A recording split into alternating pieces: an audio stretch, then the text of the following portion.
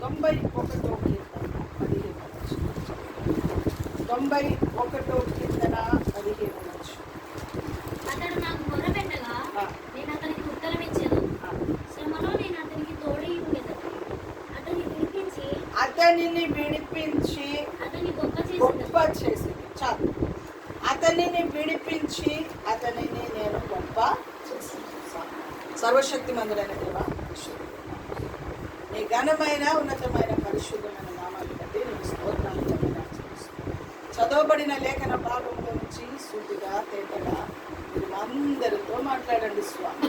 నాతో మాట్లాడండి, మాతో మాట్లాడండి. వాకు వెల్లడి వచ్చుండగా ప్రతి హృదయం తెరవబడినట్టుగా ప్రతి మాట మంచి నేల మీద విత్తనంగా మార్చబడి క్రియారూపంలో కార్యసిద్ధి జరుగునట్టుగా మీ కృప దయచేయమని ప్రార్థించవచ్చు.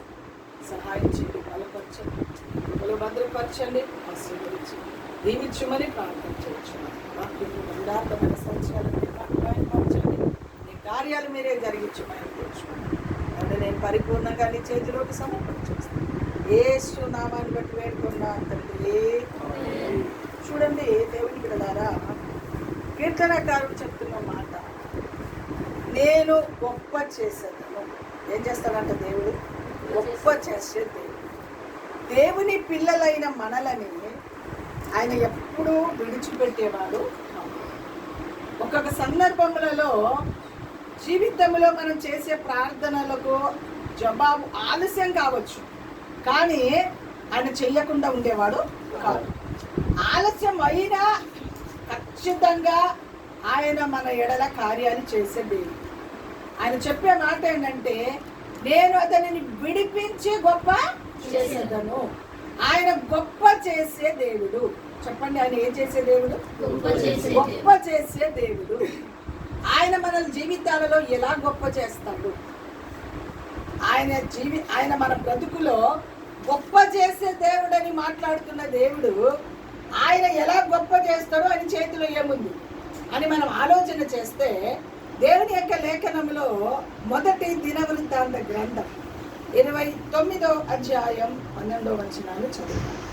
మొదటి దినవృత్తాంత గ్రంథం 29వ అధ్యాయం 12వ వచనం.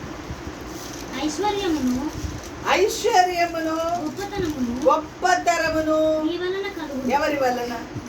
చెప్పాలి, ఎవరి వలన? ఎక్కడుంది ఐశ్వర్యం గొప్పతనం? చెప్పండి.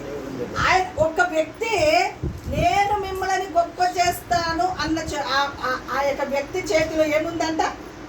ఐశ్వర్యం ఉంది, గొప్పతరం ఉంది, ఘనత ఉంది, ఇంకేముంది? ఏముంది? చదువు కిందికి. నీవు సమస్తమును ఏలువాడవు, బలమును పరాక్రమమును నీ దానములు. అబ్బా, చెప్పలు పెడతామా గట్టిగా? బలం. ఇప్పుడు వాళ్ళు చూడండి, తల్లిగారు సాక్ష్యం ఇచ్చారు కదా, బలం ఇచ్చాడు మాకు పని చేయడానికి కదా. అది ఎవరిది? అది ఎవరిచ్చేది? బలమును పరాక్రమమును ఆయన ఇచ్చే దానం అంట. అబ్బా, ఎంత చక్కటి మాట. కానీ మనం ఏం చేస్తాం? అబ్బా, నా బలం చూసి మురిసిపోతాం. నాకు ఇంత బలం ఉంది. 2 సార్లు మోషన్ అయితే కథ బలం అంతా పడక మీదే. అమ్మా, కొబ్బరి నీళ్ళు పోయేవా, యూస్ వాటర్ పోయేవా, చేతనైతే లేదు, కాలు తేలిపోతుంది, లేవడా చేతనైతే కదా. కానీ ప్రభు చెప్పే మాట ఏంటో తెలుసా? బలం ఎవరిదంట? పరాక్రమం ఎవరిదంట? గొప్పతనం ఎవరి చేతిలో ఉందంట? ఘనత ఎవరి చేతిలో ఉంది? ఐశ్వర్యం ఎవరి చేతిలో ఉంది? అన్ని కలగచేయువాడు ఆయనే కనుక ఆయన చేతిలో సర్వం ఉంది. ఆయన గొప్ప చేస్తా అంటున్నాడు. ఆయన చాతగా ఈ మాట చెప్పే వ్యక్తి ఒక చాతగాని వ్యక్తి కాదు. ఆయన సమస్తము చెయ్యగలిగే వ్యక్తి. కాబట్టి నేను మిమ్మలను గొప్ప చేసేదను. అది ఉద్యోగ విషయంలో, చదువు విషయంలో, ఇల్లు విషయంలో, పని విషయంలో, ఆరోగ్య విషయంలో అన్నీ వచ్చేసింది ఇందులో. స్తోత్రం. హల్లెలూయా, హల్లెలూయా. కుమార్తె ప్రయాసపడుతుంది. దేవుడు చెప్పే మాట, గొప్ప చేస్తాను నేను. బిడ్డలు ఎంబీఏ చేస్తున్న కుమారుడు, గొప్ప చేస్తాను నేను. డిగ్రీ చేసే బిడ్డలను గొప్ప చేస్తాను నేను. అన్నిటిలో, అన్ని సందర్భములలో మన దేవుడు గొప్ప చేసే దేవుడు. ఆయన చేతిలో ఘనత ఉంది, ఐశ్వర్యం ఉంది, గొప్పతనం ఉంది, బలం ఉంది, పరాక్రమం ఉంది. అన్ని ఆయన చేసే దానమే, ఆయన ఇచ్చే దానమే మనకి ఇచ్చే బలం. హెచ్చించువాడవును, అందరికి బలం ఇచ్చేవాడను. చూసారండి, హెచ్చించేవాడు ఎవరంట? చదువులో జయమిచ్చేవాడు ఎవరంట? ఉద్యోగం ఇచ్చేవాడు ఎవరంట? బలం ఇచ్చేవాడు ఎవరంట? గొప్ప చేసేవాడు ఎవరంట? అన్ని ఆయనే. అందుకే అన్నాడు, నేను మిమ్మల్ని విడిపించి గొప్ప చేసేదను, గొప్ప చేస్తానని వాగ్దానం చేసిన దేవుని చేతిలో ఘనత ఉంది, ఐశ్వర్యం ఉంది, బలం ఉంది, పరాక్రమం ఉంది. హెచ్చించేవాడు ఆయనే గనక, ఆయన చేతిలో సమస్తం ఉంది గనక ఆయనే తన కార్యాలు జరిగించువాడై ఉన్నాడు. చెప్పండి కదా గట్టిగా. అందుకే ఇప్పుడు వరకు దేవుడు బలం ఇచ్చాడు, ఇంకా కూడా బలం ఇవ్వడానికి ఆయన చెప్పాలి సమర్థుడు, శక్తివంతుడైన దేవుడని చెప్పడానికి ఏ విధమైన సందేహం లేదు.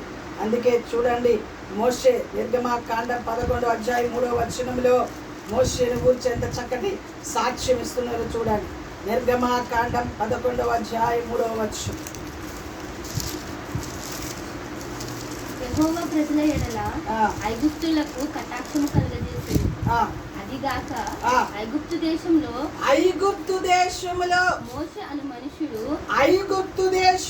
మోషే అను మనుషుడు ఫరో సేవకుల దృష్టికి ప్రజల దృష్టికి మిక్కిలి గొప్పవాడాయను. చెప్పగలుగుతామా గట్టిగా?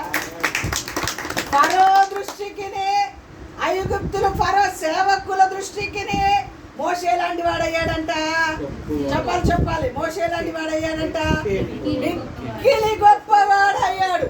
ఎందుకోసం గొప్పవాడయ్యాడు మోషే? దేవుని కొరకు నిలబడ్డాడు కనుక, దైవ కార్యాల కొరకు నిలబడ్డాడు కనుక, దేవుని పని కొరకు నిలబడ్డాడు కనుక. ఎవరు దేవుని పని కొరకు నిలబడతారో, దైవ కార్యాల కొరకు నిలబడతారో, దేవుని కొరకు ఆసక్తి కలిగి ఉంటారో, దేవుని పనిలో సాగిపోతారో, వారిని తప్పక దేవుడు గొప్పవాడిగా చేస్తాడు అని చెప్పడానికి ఏ విధమైన సందేహము లేదు. చాలా మంది ఈ రోజులలో దేవుని బిడ్డలారా దేవుని పని, దేవుని కార్యాలంటే నిర్లక్ష్యం చేస్తూ వాళ్ళ సొంత కార్యాలు ఎక్కువ చేసేవారు. కానీ మోషే చేసేది తెలుసా? దేవుని కార్యాల కొరకు తన జీవితాన్ని సమర్పణ చేసుకున్నాడు కనుక ఫరో దృష్టికి, ఫరో సేవకుల దృష్టికి మిక్కిలి గొప్పవాడాయను. ఎవరిని గొప్పవాడిగా చేస్తాడు ఆయన? ఎవరిని గొప్పవాడిగా చేస్తాడు? చెప్పండి, ఎవరిని గొప్పవాడిగా చేస్తాడు? దేవుని కొరకు, దైవ కార్యాల కొరకు, దేవుని పని కొరకు. ఎంత చదువు ఉన్నా, ఎంత ఉద్యోగం ఉన్నా, ఎంత ఆస్తి ఉన్నా, ఎంత అంతస్తు ఉన్నా, దేవుని పని కొరకు ఆసక్తి పరులుగా ఎవరుంటారో వారిని తప్పక గొప్పవాడిగా నా దేవుడు చెయ్యను కాక. మోషే జీవితంలో జరిగిన కార్యం అదే. అందుకే చూడండి, మోషేని గొప్పవాడిగా దేవుడు చేయడానికి గల కారణం ఏంటో అక్కడ కొన్ని మాటలు మీకు చూపిస్తాను. హెబ్రీయులకు రాసిన పత్రిక 11వ అధ్యాయం. మోషే ఫరో దృష్టికి, ఫరో సేవకుల దృష్టికి మిక్కిలి గొప్పవాడవడానికి గల కారణం ఏంటి? ఆయన గొప్ప చేస్తానని వాగ్దానం చేస్తాడు. అయితే మనం కూడా వాటికి తగినట్టుగా రోడ్ల మీద అంతా తిరిగేసి నన్ను గొప్పవాడిగా చేస్తానన్నాడు, నన్ను గొప్పవాడిగా చేస్తానన్నాడు. ఇంట్లో కూర్చొని కదా, ఇంట్లో కూర్చొని నన్ను గొప్పవాడిగా చేస్తానన్నాడు. దేవుడు అంత చేస్తాడా? చెయ్యడు. దేవుని కొరకు ప్రయాసపడే ఒక్క ప్రయాసం కూడా నా దేవుడు వ్యర్థం చెయ్యడు. దేవుని కొరకు పడే ఏ పాటలు కూడా ఆయన వ్యర్థపరిచేవాడు కాదు. మోషే దేవుని కొరకు ప్రయాసపడ్డాడు. చూడండి, హెబ్రీయులకు రాసిన పత్రిక 11వ అధ్యాయం 24వ వచనం, 25వ వచనం, 26వ వచనం, 27వ వచనంలో ఆయన సమర్పణను గురించి అక్కడ రాపించాడు. మోషే పెద్దవాడైనప్పుడు మనం అందరం పెద్దోళ్ళ చిన్నోళ్ళమా? చెప్పండి, గుల్లి పాపలా చెప్పండి. మనం అందరం పెద్దోళ్ళ చిన్నోళ్ళ? చెప్పండి, మీరే చెప్పండి. వయసు అమ్మా చెప్పండి, వయసులో చెప్తున్నా. మోషే పెద్దవాడంటే ఆశ సంగతి కాదు అక్కడ, ఆయన వయసులో పెరిగిన తర్వాత అని చెప్తున్నా ఇక్కడ. మోషే పెద్దవాడైనప్పుడు విశ్వాసమును బట్టి ఐగుప్తు ధనము కంటే ఐగుప్తు ధనము కంటే క్రీస్తు విషయమైన నింద గొప్ప భాగ్యమని ఎంచుకొని అల్పకాల పాప భోగమును అల్పకాల పాప భోగమును అమ్మా నింద ధనం అమ్మా ఈ రోగ సంబంధమైన ధనం ఏమిస్తుంది మనకు? అల్పకాల పాప భోగం అనుభవించేటట్టుగా చేస్తుంది. అది ఎవరు తెలుసుకున్నాడు? మోషే తెలుసుకున్నాడు. ఈరోజు క్రైస్తవులు అది తెలుసుకోలేకపోతున్నారు. అర్థమవుతున్నారు? క్రైస్తవులు ఈరోజు అది తెలుసుకోలేకపోతున్నారు. ఒక చిన్న ఇల్లు కట్టుకుంటే చాలు, నాకు ఒక చిన్న ఉద్యోగం ఉంటే నాకు చాలు, ఒక చిన్న వ్యాపారం ఉంటే నాకు చాలు, ఒక చిన్న నేను బ్రతకడానికి కొంచెము డబ్బుండే చాలు కదండి. అంత ఉన్నతమైన ఘనత కలిగిన ఇంటిలో పెరిగిన మోషే దేవుని బిడ్డలారా ధనం మీద మనస్సు పెట్టకుండా ఎక్కడ ఉండడానికి ఇష్టపడ్డాడు? దేవుని కొరకు నిందలు అనుభవించుట నాకు గొప్ప భాగ్యము. చెప్పలు కొడతామా గట్టిగా? ఎందుకు? ఫరో సేవకుల దృష్టికి మోషే బహు గొప్పవాడయ్యాడు, మిక్కిలి గొప్పవాడు. ఆ మాట అండర్లైన్ చేసుకోండి. మిక్కిలి గొప్పవాడు అవడానికి గల కారణం ఏంటి? వాళ్ళందరి దృష్టిలో మోషే మిక్కిలి గొప్పవాడు అవడానికి గల కారణం ఏంటి అంటే ధనం మీద మనసు పెట్టాడు. ఎవరి కొరకు బ్రతకడానికి ఇష్టపడ్డాడు? దేవుని కొరకు క్రీస్తు విషయమైన నింద. మందిరానికి వస్తే నిందలు వస్తాయండి. మందిరానికి వస్తే నా భర్త కొడతాడండి, మందిరానికి వస్తే నా పిల్లలు తిడతారండి, మందిరానికి వస్తే నా వాళ్ళు మా చుట్టాలు అట్లా అంటున్నారండి. నీ చుట్టాలు రక్తం కార్చాడా నీ కొరకు? నీ భర్త రక్తం కార్చాడా నీ కోసం? ఆయన గొప్ప చేశాడు. అమ్మా నీ భర్త నీ పిల్లలు నీ చుట్టాలు వాళ్ళు వీళ్ళు. అరే ఈ రోజు దేవుని మందిరానికి వస్తే ఒక చిన్న తిట్లు తినడానికి కూడా ఇష్టపడతలేరు ప్రజలు. అమ్మో దేవుని మందిరానికి వస్తే మా వాళ్ళందరూ మా ఆయనకి ఎక్కిస్తున్నారండి, దేవుని మందిరానికి వస్తే నన్ను కొడుతున్నారండి అంటే ఉట్టిగా కాలు ఎరగొట్టినా పర్వాలేదు. దేవుని మందిరానికి వచ్చినప్పుడు ఒక దెబ్బ పడడానికి అది ఎంత ఆనందం అండి. ఆ సమయంలో నువ్వు మందిరానికి వెళ్ళొద్దు అన్నప్పుడు దేవుని సన్నిధిలో ప్రార్థన చేసి మన మందిరానికి వస్తే ఇంటికి వెళ్ళిన వెంటనే ఒక దెబ్బ పడిందనుకో, అబ్బా ఎవరి కొరకు పడినట్టు ఆ దెబ్బ? చెప్పాలి ఎవరి కొరకు పడినట్టు? ఆ ఆనందం ఉందా ఈరోజు? ఆ సమర్పణ ఉందా ఈరోజు?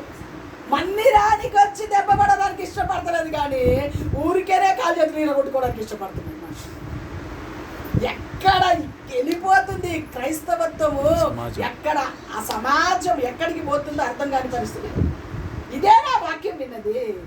ఇదేనా ఇన్ని సంవత్సరాల విశ్వాసము? ఇదేనా ఇన్ని సంవత్సరాల సమర్పణ? అమ్మా మోషే ఈ లోక అల్పకాల పాప భోగం అనుభవించుట కంటే తన రాజు ఇంటిలో రాణి ఇంటిలో పెరిగితే ఆ ధనము చుట్టూ ఆ మేడ ఆ బిల్డింగ్ ఆ రాజగృహం చూసి ఆనందించడం పోయి ఏదైనా పర్వాలేదు నా దేవుని ప్రజలతో నిందలు అనుభవించడానికి అది నాకు గొప్ప భాగ్యమని ఎంచుకుంటున్నాను. చెప్పడం గట్టిగా దేవుని ప్రజలతో నిందలు అనుభవించుట నా గొప్ప భాగ్యమని ఎంచుకొని నేను దేవుని సన్నిధిలో వెళ్తున్నానని ఇశ్రాయేలు ప్రజలను విడిపించడానికి తన బ్రతుకుని త్యాగం చేశాడండి. త్యాగం ఏం త్యాగం చేశాడండి? సుఖాన్ని త్యాగం చేశాడు, ధనాన్ని త్యాగం చేశాడు, అమ్మ నిద్రని త్యాగం చేశాడు, దేవుని బిడ్డలారా తనకున్న ఆస్తిని త్యాగం చేశాడు, ఆరోగ్యాన్ని త్యాగం చేశాడు. అన్ని త్యాగం చేసి ప్రభు సన్నిధిలో దేవుని ప్రజలని శ్రమలో ఉన్న వారిని విడిపించడానికి వాటి కొరకు ఎంత నిందనైనా నేను భరించడం వేరు. అది భాగ్యం నాకు. అది నాకు భాగ్యం అనుకున్నా. ఈరోజు ధనం నాకు భాగ్యం, ఇల్లు నాకు భాగ్యం, ఉద్యోగం నాకు భాగ్యం కదా, సుఖ భోగాలు నాకు భాగ్యం అనుకుంటున్నారు క్రైస్తవులు. ఆ రోజు మోషే అందరి దృష్టిలో మిక్కిలి గొప్పవాడు అవడానికి గల కారణం ఏంటో తెలుసా? తన దేవుని ప్రజలతో నిందలు అనుభవించడానికి తన జీవితాన్ని సమర్పణ చేసుకుని త్యాగం చేసుకుని ఆస్తి అంతస్తుని త్యాగం చేసేసుకుని డబ్బుని త్యాగం చేసేసుకుని ఆరోగ్యాన్ని త్యాగం చేసేసుకుని దేవుని సుఖభోగాలను త్యాగం చేసేసుకున్నానండి. ఈరోజు సుఖపడడానికి ఇష్టపడుతున్నా కానీ సుఖాన్ని త్యాగం చేసి ప్రభు కొరకు బ్రతికే నాదుడు ఎవరైనా ఉంటే వారు దేవుని దృష్టిలో ధన్యులు. వారు దేవుని దృష్టిలో చెప్పాలి వారు దేవుని దృష్టిలో ధన్యులు ధన్యులు ధన్యులు. బిడ్డలారా, ఈరోజు క్రైస్తవ జీవితం ఈ సమాజం వాక్యం ఎలా ఉంది, మనం ఎలా నడుస్తున్నాం? వాక్యం ఎలా ఉంది, మనం ఎలా నడుస్తున్నాం? వాక్యానుసారంగా గనక మన బ్రతుకుని సరి చేసుకొని చక్కగా చేసుకొని, అందుకే తన బ్రతుకుని పరిపూర్ణంగా దేవుని చేతిలోకి సమర్పణ చేసుకుని క్రీస్తు నిమిత్తమైన నింద నాకు గొప్ప ఎంచుకొని అల్పకాల పాప భోగం అనుభవించుట బిల్డింగ్ అంతా ఆయనకి ఎలా కనిపించింది అంటండి? చెప్పాలి మనకి ఎలా కనిపిస్తుంది? మనకి ఎలా కనిపిస్తుంది? గొప్పగా కనిపిస్తుంది. ఆయనకేమో అల్పకాల పాప భోగం కనిపించింది. రాజ ఇల్లు, రాణి ఇల్లు, అమ్మ ఆస్తి, ధనం, అర్థమవుతుందండి, ఘనత, హోదా. అమ్మా ఫరో కుమార్తె యొక్క కుమారుడు అని అనిపించుకొని అడ్రస్ మార్చుకోవడానికి ఇష్టపడ్డాడు. చదువు పెట్టడానికి గట్టిగా మనం ఏం లేకపోయినా పెద్ద పెద్ద అడ్రస్ పెట్టడానికి ఇష్టపడతాం. అర్థమవుతుందా? పలానా పలానా పలానా పలా ఇంత పొడుగు అడ్రస్ పెట్టేస్తాం కదా, ఇంత పొడుగు అడ్రస్. కానీ ఆయన అడ్రస్ మార్చుకోవడానికి ఇష్టపడ్డాడు. ఘనతకు తగిన ఆ అడ్రస్ని చిల్చి పడేయడానికి ఇష్టపడ్డాడు. ఎంత చక్కటి మాట! ఆ మాట చూడండి, ఫరో కుమార్తె యొక్క కుమారుడు అని అనిపించుకొనక. ఆ మాట ఉందమ్మా, చదువు. ఫరో కుమార్తె యొక్క కుమారుడని అనిపించుకొని నేను మనం ఏమంటాము బాబు? ఇప్పుడు మనకు మన తండ్రి, సపోజ్ నేనే అనుకో, నా తండ్రి చాలా ఆస్తిపరుడు అనుకోండి, గొప్పవాడు అనుకోండి, ఏమనుకుంటున్నా నేను ఎవరన్నా తెలుసా మీకు? పలానా పలానా పలానా పలానా వాళ్ళ బిడ్డని నేను అని ఇంత పొడుగు చెప్తాం కదా. కానీ ఒక రాణి కుమారుడుగా బ్రతకడానికి ఇష్టపడక ఆమె కుమారుడు అని నేను అనిపించుకోను. పెరిగింది అక్కడ, ఆస్తి మొత్తం ఆయనదే. ఒక్క క్షణం ఆమెకి, ఫరో కుమార్తెకి పిల్లలు లేరు, మొత్తం ఆస్తి అంతా ఈయనదే, మోసేదే, సింహాసనం మోసేదే, సమస్త మోసేదే. కానీ ఏమంటున్నాడు తెలుసా? ఆమె కుమారుడు అని నేను అనిపించుకోవడానికి ఇష్టపడడం లేదు. ఈరోజు లోక సంబంధమైన ఏ దానిని బట్టి మనం బ్రతకడానికి ఇష్టపడినా గొప్పతరం రాదు. కానీ క్రీస్తు నిమిత్తమై నిందలు అనుభవించి క్రీస్తు కొరకు సమర్పణ చేసుకొని సాగిపోతే ఆయన గొప్ప చేస్తాడు. మనకి ఆయన గొప్ప చేస్తాడు. చాలా ఆలోచిస్తుంటా నేను. ఎమోషనల్ అన్నీ వదిలేసి ప్రభు కొరకు బ్రతికితే ఎంత ఘనత! అమ్మా, ఘనత ఒకటే కాదు, నిందలు ఉంటాయి, అవమానాలు ఉంటాయి, శోధనలు ఉంటాయి, పోరాటాలు ఉంటాయి. అయినా పర్వాలేదు. మోషకి తెలియదు ఇదంతా వదిలిపెట్టి పోతే నాకు బస్ స్టాండే, నా దిక్కు బస్ స్టాండే అని అడిగి తెలుసు. అల్పకాల పాప భోగం అనుభవించుట కంటే దేవుని ప్రజలతో శ్రమ అనుభవించుట మేలని. ఏముంటదండి? శ్రమ ఉంటుందని తెలియదు ఆయనకి, బాధపడాలని తెలియదు ఆయనకి. రాత్రి ఏడబడుకోవాల్సి వస్తుందో, ఎవరు చంపుతారు, ఏం తినవలసి వస్తుందో, నా పరిస్థితి ఏంటో, నా బ్రతుకు బస్ స్టాండే అని కూడా తెలుసండి. అయినా సమర్పణ చేశాడా లేదా? ఆనాటి భక్తుల అనుభవాలని ఈనాటి విశ్వాసుల అనుభవాలు. అమ్మో, బిల్డింగ్ కట్టుకుంటే చాలు, అందులో నేను ఉంటే చాలు, దేవుడు వద్దు, దయ్యం వద్దు, ఎవరు అటు దయ్యం వద్దు, ఇటు దేవుడు వద్దు, రెండొద్దు వాళ్ళకి. ఆ బిల్డింగ్ ఒకటే కనబడుతుంది వాళ్ళ దృష్టిలో. అర్థమవుతుందండి మీకు? ఎంత ఘోరమైన స్థితిలోకి దిగజారిపోతున్నారు విశ్వాస జీవితం అంటే. డబ్బుతోనే ముడిపడి ఉన్నదని అనుకుంటున్నారండి. కానీ మోషే ఏం చేస్తున్నాడు? నీ సింహాసనం వద్దు, నువ్వొద్దు, నీ ఇల్లొద్దు, నీ కొడుకుని కూడా అనిపించుకోను నేను. ఎక్కడని చెప్తే నేను ఎవరో తెలుసా? ఫరో కుమార్తె కొడుకుని నేను ఏమనుకుంటున్నా? నా అడ్రస్ తెలుసా నీకు? అని చెప్పచ్చు ఆయన. ఒక్క క్షణంలో ఏమవుతుంది? అధికారంలో ఉన్న వ్యక్తులండి ఒక్క క్షణంలో ఆయనకి ఏది కావాలంటే ఆయన పాదాల దగ్గరికి కానీ అడ్రస్ ఫరో కుమార్తె అడ్రస్ పెట్టుకోవడానికి ఇష్టపడలే. ఎవరి అడ్రస్ పెట్టుకోవడానికి ఇష్టపడ్డాడు చెప్పండి అమ్మా?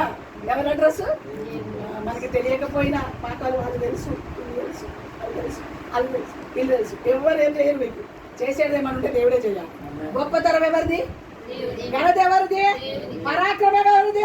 బలం ఎవరిది? ఐశ్వర్యం ఎవరిది? అదేనైతే మనం ఆడనీళ్ళని పేరు చెప్పుకొని బ్రతకడానికి ఇష్టపడతాం. విశ్వాసం సంస్కృతి ఎలా దిగజారిపోతున్నారు మనిషి కదండి. దేవుడికి వెళ్ళారా? మరో కుమార్తె యొక్క కుమారుడు అని అనిపించుకొనక ఒప్పుకొనలేదండి. అమ్మా, అంత ధనాన్ని వదిలిపెట్టడానికి, సింహాసనం వదిలిపెట్టడానికి ఆమెకి పిల్లలు లేరు. ఈయనే సర్వం, ఈయనే సింహాసనం అయినదే, డబ్బు అయినదే, ఆస్తి అందదే, రాజ పదవి అయినదే, రాజు తర్వాత రాజు ఈయనే అంతే. స్తోత్రం, హల్లెలూయా.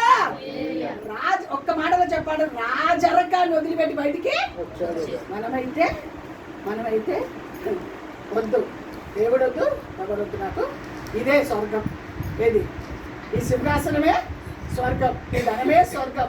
ఇది ఉంటేనే బ్రతకగలుగుతాం. తప్పు లేకపోతే ఎలా బ్రతుకుతాం అన్న స్థితిలోకి అయిపోయారండి ఈరోజు విశ్వాస జీవితాన్ని. దేవుని పిల్లలమని డబ్బు లేకపోతే బ్రతకలేమా చెప్పండి? డబ్బు లేకపోతే బ్రతకలేమా? డబ్బు ఇవ్వకుండా ఉంటాడా దేవుడు మనకు? డబ్బు ఇవ్వకుండా ఉంటాడా? పుట్టించిన దేవుడు పోషించడా? ఆకాశ పక్షులని చూడు, అది విత్తవు, పోయవు, కొట్లలో కూర్చుకోరు, అయినను వాటిని పోషించుచున్నాను. వాటి కంటే బహుశ్రేష్ఠులు కారా మీరు? చెప్పండి. గట్టిగా ఇవ్వలేదండి దేవుడు? ఇవ్వడా మన దేవుడు? చెప్పండి. దాని కొరకు 30 తిప్పలు ఈరోజు క్రైస్తవులు 30 తిప్పలు పడతా ఉన్నారు. కానీ మోషే అంత గొప్పవాడు అవ్వడానికి దేవునితో శ్రమలు అనుభవించడానికైనా సిద్ధపడ్డాడు. దేవుని సన్నిధిలో శ్రమలు అనుభవించడానికి సిద్ధపడ్డాడు. అంతేకాదు అల్పకాల పాప భోగ వద్దు నాకని బయటికి వచ్చాడు. అంతేకాదు ఫరో కుమార్తె యొక్క కుమారుడు అని నేను అనిపించుకోను. నాకు వద్దు ఆ పేరు, అడ్రస్ నాకు వద్దు. హల్లెలూయా, హల్లెలూయా. ఎంత సమర్పణ చదువుతాయి ఆ మాట. 27 వరకు ఫరో కుమార్తె యొక్క కుమారుడని అనిపించుకుంటకు ఒప్పుకోలేదండి. ఒప్పుకోలే. ఈరోజు ఏదైనా సరే మనం దేని కొరకైనా ఒప్పుకుంటాం. దేని కొరకైనా ఏదైనా ఒక లాభం మనకు ఉందనుకో, పనికిరాని అన్నీ ఒప్పుకుంటాం. పనికిరాని చెత్త చెదారతో ఒప్పుకుంటాం. అంత ఒక రాణి కొడుకని కూడా అనిపించుకోవడానికి ఇష్టపడలేదండి మోషే. అంత నమ్మకమైన వాడు దేవుని సన్నిధిలో. అందుకే పేరు వచ్చింది. ఏ పేరు వచ్చింది? మోషే నా ఇల్లంతటిలో నమ్మకమైన వాడు. ఏం చేయలేదు? దేవుని బిడ్డలారా, అల్పకాల పాప భోగానికి లోబడలేదు. క్రీస్తు నిమిత్తమైన శ్రమ గొప్ప భాగ్యమని ఎంచుకున్నాడు. ఫరో కుమార్తె అడ్రస్ వద్దు నాకు, నా దేవుని అడ్రస్సే చెప్పాలి. మన దేవుని అడ్రస్సే. మనకి ఎవరి అడ్రస్ కావాలి? ఎవరి అడ్రస్ కావాలి? చెప్పండి. ఎవరన్నా గొప్పలు తెలిసేదనుకో వాళ్ళ అడ్రస్ పెట్టుకుంటే సరిపోతుంది కదా. ఎంత ఘోరమైన స్థితి ఈరోజు క్రైస్తవ జీవితాన్ని. ఒప్పుకోలేదండి. మనం కూడా లోక సంబంధమైన దేనికి జీవితాన్ని సమర్పణ చేసుకుని ఒప్పుకోకుండా ఉండడానికి ఇష్టపడాలి. ప్రతి దానికి రాజీ పడకూడదు. రాజీ పడకూడదు. అది చిన్న కొబ్బరికాయ కొడితే ఏమవుతుంది? చిన్న గుమ్మడికాయ తగిలిస్తే ఏమవుతుందిలే? దృష్టి బొమ్మ తగిలిస్తే కదా. ఇవన్నీ ఆ చిన్న దానిలోనే మనకు ఆశీర్వాదాలన్నీ చెప్పాలి. ఆ చిన్న దానిలోనే. ఇప్పుడు చూడండి, నేను ఫరో కుమారుడు నేను అనుకోవచ్చు కదా, అనొచ్చు కదా. అంటే ఏమవుతుంది? పేరు పెట్టుకుంటే ఏమవుతుంది? నేను ఫరో కుమార్తె కొడుకుని పోనీ ఆమెది ఏం అనుభవించకపోయినా నేను ఫలానా ఆమె కొడుకుని అని చెప్పొచ్చుగా. కానీ ఏం చెప్పలేదు ఆయన అక్కడ? ఒప్పుకోలేక ఒప్పుకోలేదండి. ఫరో కుమార్తె యొక్క కుమారుడని అనిపించుకోవడానికి ఒప్పుకోలే. ఇది కదా సత్యం కొరకు నిలబడే కార్యం. ఇది కదా దేవుని కొరకు, దేవుని కార్యాల కొరకు త్యాగపూర్వంగా బ్రతికే అనుభవాలు. ఇది కదా చదువు. ఏలయనగా అతడు ప్రతిఫలముగా కలగబోవు. అదే ఏలయనగా అతడు ప్రతిఫలంగా కలగబోవు. బహుమానమందు దృష్టి ఉంచెను. అది ఎక్కడ పెట్టాడు దృష్టి? డబ్బు మీద పెట్టలే, రాజ పదవి మీద పెట్టలే, సింహాసనం మీద పెట్టలే, హోదా మీద పెట్టలే. ఫరో కుమార్తె కొడుకు మీద కొడుకు అని అనిపించుకుంటే చాలు, నాకు అంత ఇచ్చేస్తారు అనుకోలే. అర్థమైందా మీకు అమ్మా? ఎక్కడ బహుమానంగా కలగబోవు దేవుడిచ్చే బహుమానం కొరకు అతను ఆయన మీద వాటి మీదే దృష్టి. మనం కూడా ఎక్కడ పెట్టాలి దృష్టి? దేనికి లోక సంబంధమైన వాటికి రాజీ ఒప్పుకోద్దు. మోషే ఒప్పుకోలే, నేను రాని కొడుకని చెప్పుకోవడానికే ఒప్పుకోలే ఆ వ్యక్తి. ఎంత చక్కటి సమర్పణ, ఎంత త్యాగం అమ్మా, ఎంత సమర్పణ అండి. డబ్బంట ఈ లోక సంబంధమైన పాప భోగం అని అనుకున్నాడంట. రాజ పదవి అంట పాప భోగం అంట, సింహాసనం అంట పాప భోగం అంట, దేవుని బిడ్డలారా ఆస్తి అంట పాప భోగం అంట. పోనీ అదంతా పక్క పెట్టు, కనీసం నా కొడుకని కూడా చెప్పాలి. ఫరో కుమార్తె కొడుకనే చెప్పుకోవడానికి కూడా ఇష్టపడలేదండి. అది కదా గొప్పతరం. చెప్పలేదు గట్టిగా, అది కదా గొప్పతరం, అది కదా ఘనత ఇచ్చాడు. అందుకే కదా ఫరో ఎదుటను, ఫరో సైనికులు ఎదుటను మిక్కిలి గొప్పవాడాయను, మిక్కిలి గొప్పవాడాయను. చిన్న చిన్న దానికే దేవుని కార్యాలకు అవిధేయతగా ప్రవర్తిస్తూ ఈరోజు అనేక రకాలైన శాపాలు కొని తెచ్చుకుంటున్నారు. వాళ్ళకి కొని తెచ్చుకుంటున్నారు. అర్థమవుతుంది కదా? వాళ్ళకి కొని తెచ్చుకుంటున్నారు. చిన్న చిన్న దానికే లోబడిపోతున్నారు. పబ్లిక్ విశ్వాసాన్ని ఎక్కడ పెడుతున్నారంటే మార్కెట్లో పెట్టేస్తున్నారు. సత్యము సంత వీధిలో పెట్టేస్తున్నారు. సత్యం ఎక్కడ పెడుతున్నారంటే అమ్మడానికి పెడుతున్నారు. సత్యాన్ని అమ్మేస్తున్నారు. విశ్వాస బ్రతికి సత్యాన్ని అమ్మేస్తున్నారు. ఎంత ఘోరమైన జీవితం అంటే, ఆ రోజు మిక్కిలి గొప్పవాడయ్యాడు అంటే ఎంత త్యాగమైనలో, ఎంత సమర్పణ, ఎంత దేవుని మీద దేవునికి ఇష్టమైన కార్యాలు ఆయనలో ఉంటే ఆయనని అంత గొప్పవాడిగా చేశాడు. ఆ యొక్క ఐగుప్తు దేశంలో దేవుని బిడలాగా ఆయన అంత గొప్పవాడు. ఫరో సైనికులు ఎదుట గొప్పవాడు అయ్యాడంటే ఆయనలో ఉన్న త్యాగం చూడండి, ఎంత సమర్పణ. ఆయన దేవుని మీదనే దృష్టి పెట్టాడు. ఎందుకంటే బహుమానం ఇచ్చేవాడు అంటే మరి ఇది బహుమానం అనుకోవచ్చు కదా. చాలా మంది అనుభవాలు ఎలా అంటే లోక సంబంధమైన ఆస్తే బహుమానం, లోక సంబంధమైన అంతస్తు ఆస్తే బహుమానం. దేవుడిచ్చే బహుమానం ఇప్పుడైతే ఇది అనుభవించాలి కదా. కానీ ఆయన మోసం అనుకోవచ్చు కదా, ఇచ్చిన దాన్ని అనుభవిస్తానేనని అనుకోలేదు. చాలా మంది బ్రతుకులు ఈరోజు క్రైస్తవ జీవితం సత్యం సంత వీధిలో పెడుతూ విశ్వాసాన్ని భ్రష్టత్వం పట్టిస్తూ నానా రకములైన పరిస్థితులకు దిగజారిపోయే ఈ క్రైస్తవ జీవితము దేవుని పిల్లలమైన మనం మోషే వంటి బ్రతుకుదురు కాక, అట్టి అనుభవంలోకి మనం మార్చబడదురు కాక. అందుకే దేవుని కార్యాల కొరకు మన జీవితాన్ని ఏం చేయాలి తెలుసా? సమర్పణ చెయ్యాలి అని ప్రభు పేరిట మనవి చేస్తూ ఉన్నాం. అందుకే చూడండి 2వ దినవృత్తాంత గ్రంథం 17వ అధ్యాయం 12వ వచనములో ఎంత చక్కగా దావీదు యొక్క ప్రార్థన చూడండి. 2వ దినవృత్తాంత గ్రంథం 17వ అధ్యాయం 12వ వచనం.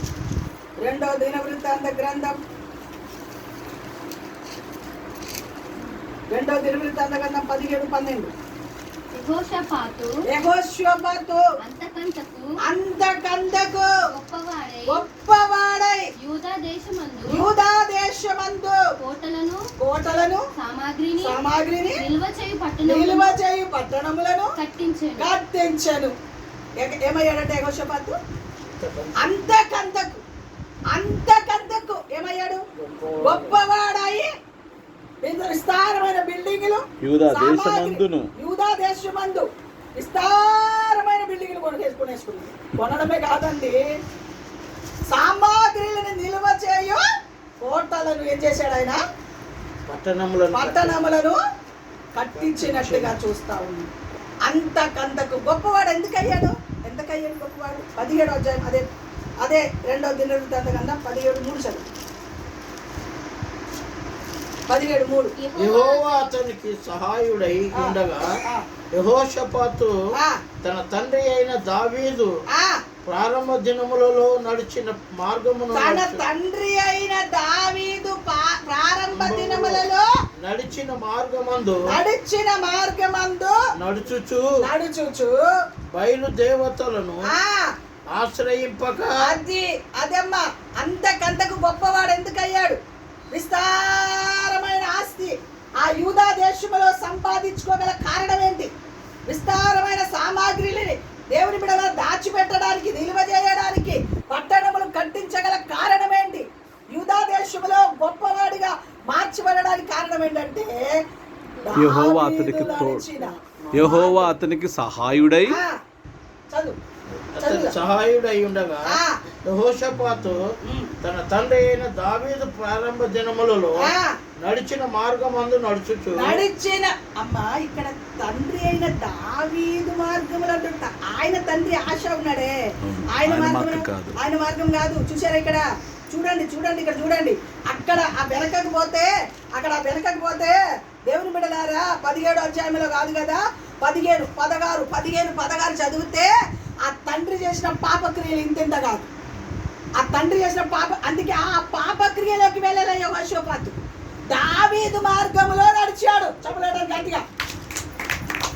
భక్తి కలిగిన దావీదు మార్గంలో ఆయన ఆజ్ఞలను అనుసరించి నడిచెను.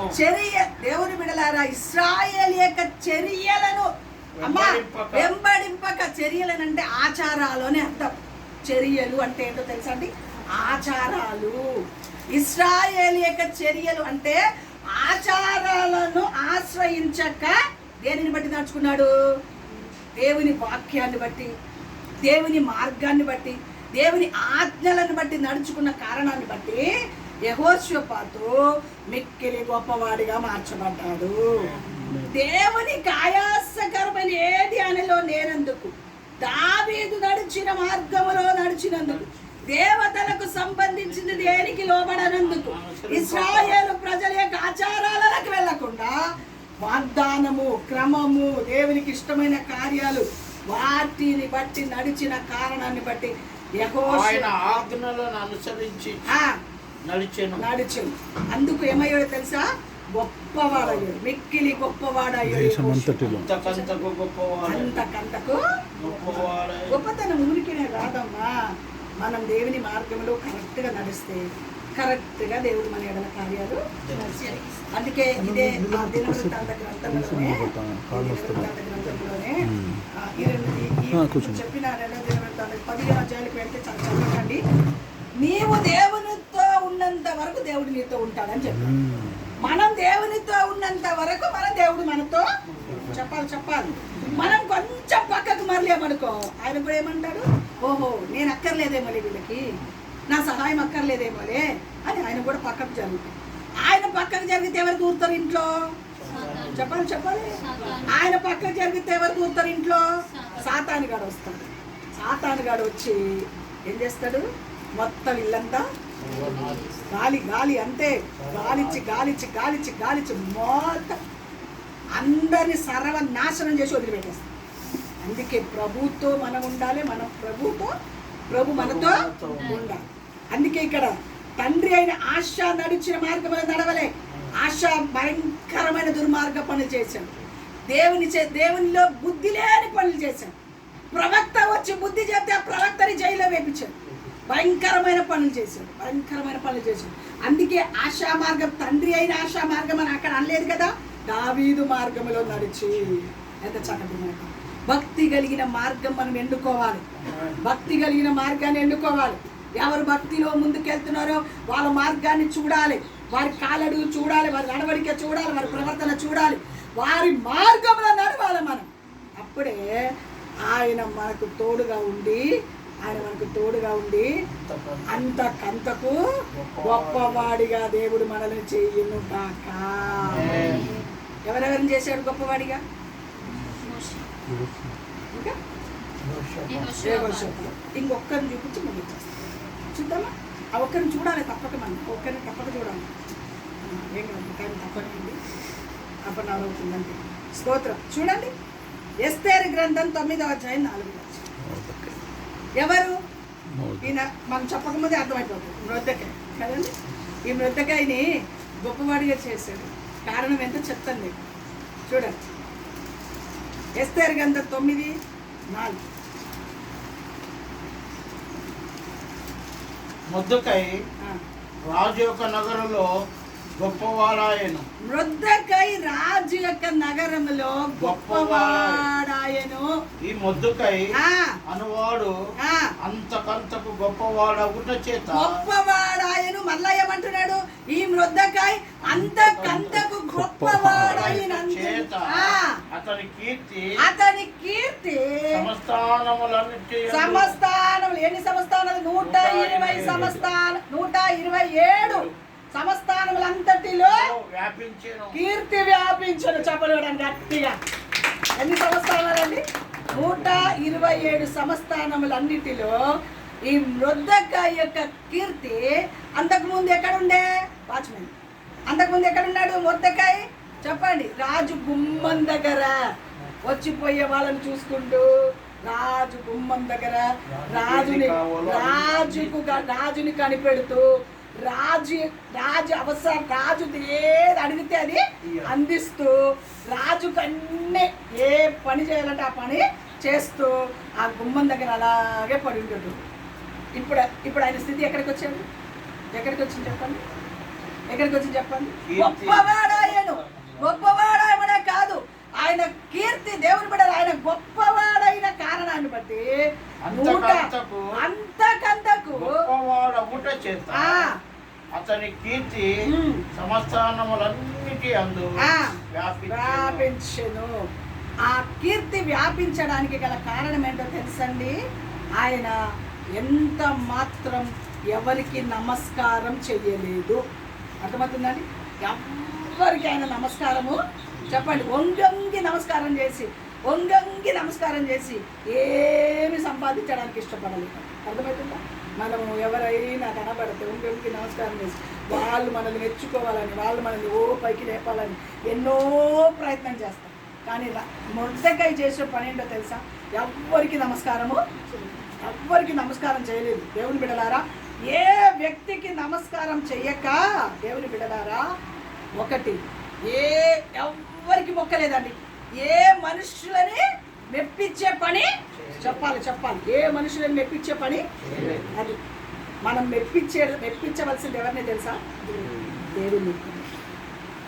మనం మెప్పించవలసింది సమయం దొరికితే ప్రభుని స్తుతించి మెప్పించాం. సమయం దొరికితే ప్రభు పాదాల దగ్గర కూర్చొని మెప్పించాం. సమయం దొరికితే వాక్యం చదివి మెప్పించాం.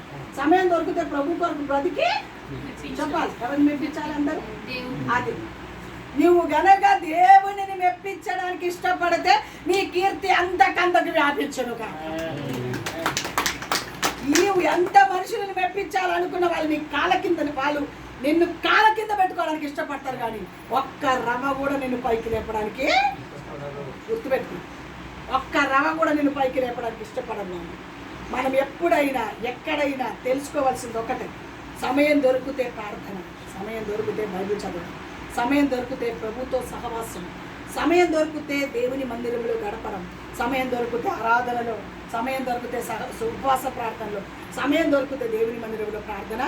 ఇది చేసి దేవుణ్ణి మనం మెప్పించగలిగితే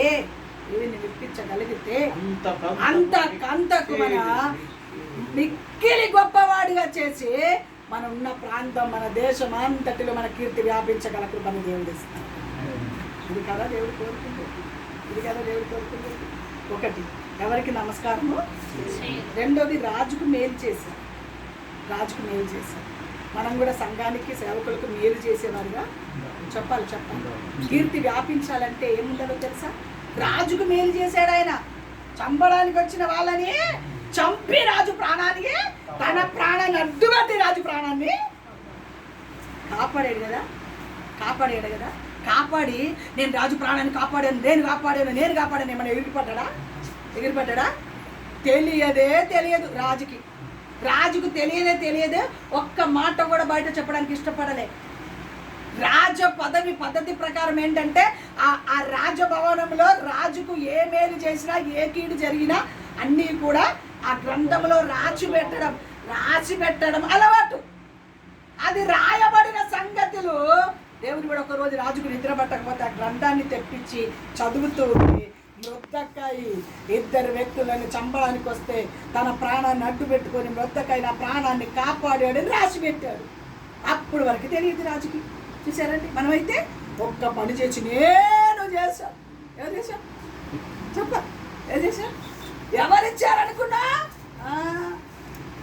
ఆమె అంతగానో గొప్పవాళ్ళడానికి కారణం ఎవరనుకున్నా? అడ్రస్ నాది.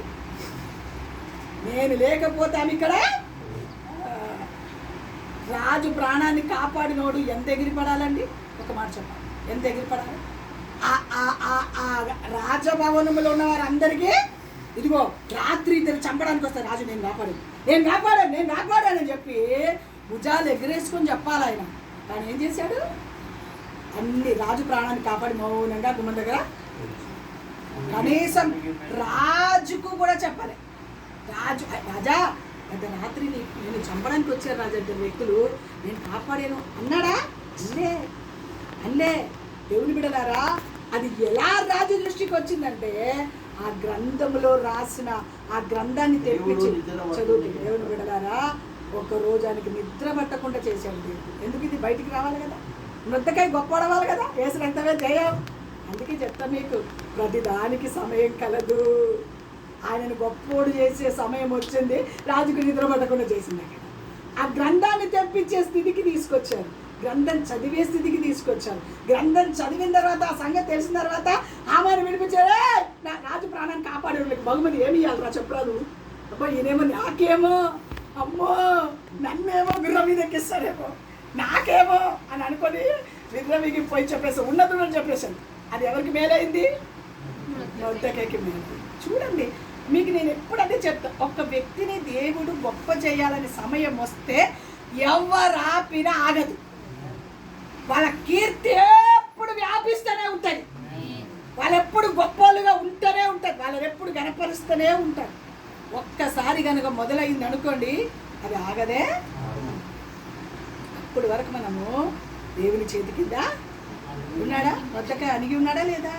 అణిగి ఉన్నాడు. దేవుని బిడ్డలారా, తన్ను తాను రాజు ప్రాణాన్ని కాపాడిన వ్యక్తి అయినప్పటికీ కూడా నోరు విప్పకుండా, మళ్ళా యథాస్థితిలో ఏమెరగకుండా రాజు గుమ్మం దగ్గర రాజు కావలసిన పరిచర్య చేసుకుంటూ ఉండిపోయాడు. ఆయన కీర్తి వ్యాపించే సమయం వచ్చింది, ఆ టైం వచ్చింది. అందుకే అంటాడు, ప్రతిదానికి సమయము కలదు, ప్రతిదానికి సమయము కలదు. మనం ఎగిరి పడే అవసరం లేదు, మనం ఏం ఆలోచించే అవసరం లేదు. మనం హెచ్చించే సమయం వచ్చినప్పుడు ఏమో వాడు ఆపాలనుకున్నా ఆగదు. ఆ కార్యం జరిగిస్తూనే ఉంటాడు దేవుడు, ఆ కార్యం జరిగిస్తూనే ఉంటాడు. ఒకటి, ఎవ్వరికి నమస్కారం చేసి మనుషుల మెప్పు కోరలేదు, నంబర్ 1. రెండోది, దేవుని బిడ్డలారా రాజుకు మేలు చేశాడు. మూడోది, పట్టుదల కలిగిన ప్రార్థన చేశాడు. చప్పట్లు వల్ల గట్టిగా. మొర్దెకై అంతగానం గొప్పవాడవడానికి గల కారణం ఏంటో తెలుసా?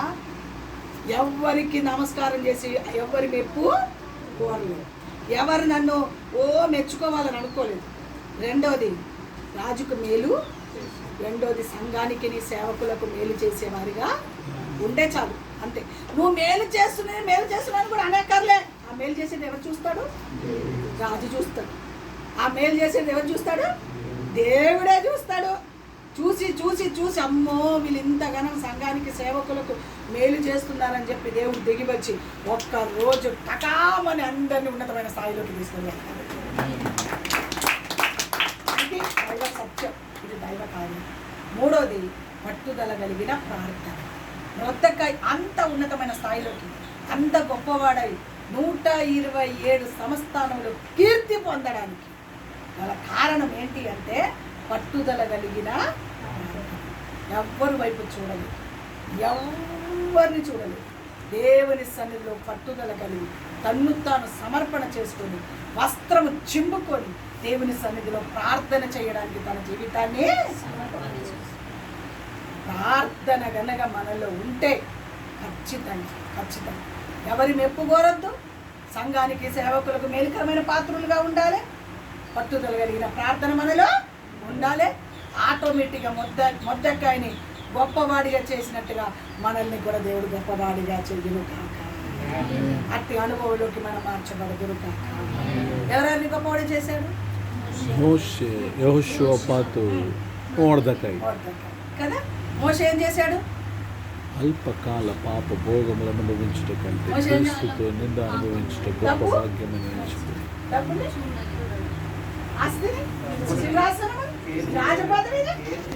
రాజు తర్వాత రాజు ఆయనే. వాటిని కూడా ఏం చేశాడు? తిరస్కరించి దేవుని సన్నిధిలో శ్రమలు అనుభవించి నిందలు అనుభవించి దేవుడు ఇచ్చే బహుమానం కొరకు ఎదురు చూచాడు. మనం కూడా ఎవరిచ్చే బహుమానం కొరకు ఎదురు చూడాలి. అది యెహోషాపాతు ఏం చేశాడు? దావీదు నడిచిన మార్గములో నడిచాడు. విగ్రహ సంబంధమైన బలి వాటికి మొక్కలేదు, వాటి ఆచారాలు చేయలేదు, వాటి కొరకు పరిగెత్తలేదు. దేవుని సన్నిధిలో తన జీవితాన్ని సమర్పణ చేసుకుని దావీదు నడిచిన మార్గములో నడిచి దేవుని యొక్క మాట ప్రకారం, ఆయన ఆజ్ఞ ప్రకారం నడిచి, ఇశ్రాయేలు యొక్క ఆచార ప్రకారం కాదు, మాట ప్రకారం, దేవుని మాట ప్రకారం, ఆజ్ఞ ప్రకారం నడిచి దైవ కార్యాలు పొందుకున్నాడు. మిక్కిలి గొప్పవాడిగా మార్చుకున్నాడు. మొర్దెకై ఎవరికి నమస్కారం చేసి మెప్పు పొందుకోలేదు, రాజుకు మేలు చేశాడు, పట్టుదల అయిన ప్రార్థన చేశాడు.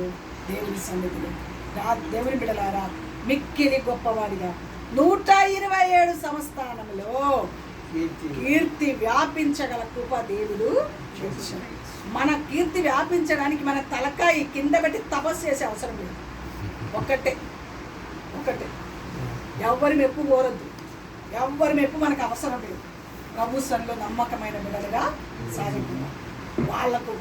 వాళ్ళు మెచ్చుకున్న వీళ్ళు మెచ్చుకొని మళ్ళీ ఏదో గొప్ప చేస్తారని మనం ఏమి ప్రయత్నం చేసే అవసరమే లేదు.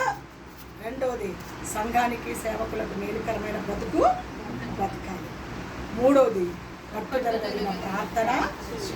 ఈ మూడే మొర్దెకైని గొప్ప చేస్తాం, మనల్ని కూడా గొప్ప చేస్తాం. చదువులో గొప్పవాడిగా, ఉద్యోగంలో గొప్పవాడిగా, కుటుంబాలలో గొప్పవారిగా, అన్ని విషయాల్లో గొప్పవారిగా చేయను. ఐశ్వర్యం ఎవరి చేతిలో ఉంది? గొప్పతనం ఎవరి చేతిలో? పరాక్రమం ఎవరి చేతిలో? ఘనత ఎవరి చేతిలో ఉంది? బలం ఎవరి చేతిలో ఉంది? అన్నీ ఆయన చేతిలో. హెచ్చు కూడా ఆయన చేతిలోనే ఉంది. కనుక ఎవరు మెప్పు కొరకు వెళ్ళొద్దు, ఎవరి సహాయ విషయంలో ఆశపడద్దు, ఎవరు మెచ్చుకోవాలనుకోవద్దు. దేవుని సన్నిధిలో సంఘానికి సేవకులకు రాజుకు మేలు చేసిన సంగతి కూడా చెప్పుకోలేదండి. ఎంత తగ్గింపు ఆయన బ్రతుకులు, ఎంత దీనత్వం, ఎంత అణిగి మెరిగి ఉన్నాడో ఒకసారి ఆలోచించండి. మన బ్రతుకులో కూడా సంఘానికి సేవకులకు ఎప్పటికెప్పుడు మేలే చేయాలి, కానీ కీడు మాత్రం. ఒకవేళ మేలు నీకు చేయడం చేత కాకపోయినా మౌనంగా ఉంది. మేలు చేయడం చేత కాకపోయినా పర్వాలేదు, మౌనంగా. మాటల చేత కాదు కదా, క్రియల చేత కాదు కదా. సంఘానికి సేవకులకు ఏ రోజు కీడు చేయడానికి ప్రయత్నము చేయాలి. ఆ మొర్దెకై అదే చేశారు, రాజుకు మేలు చేశారు. అంతేకాదు పట్టుదల కలిగి ప్రార్థన చేశారు. ఈరోజు క్రైస్తవ బ్రతుకులు అలాంటి అనుభవం కనుక మనకు ఉంటే ఖచ్చితంగా మన కీర్తి, మన గొప్పతరం, ఘనత ఆపడానికి ఎవరికి చేత కాదు. విస్తారమైన ఘనత మనకు దేవుడు ఇస్తూనే ఉంటాడు. అనేకల ముందు మన కీర్తిని వ్యాపించేటట్టుగా దేవుడు చెయ్యును గాక. ఇట్టి మాట మన వినికిడిలో ఆశీర్వదించి దీవించును గాక. అందరు మొదలుచుకుందాం.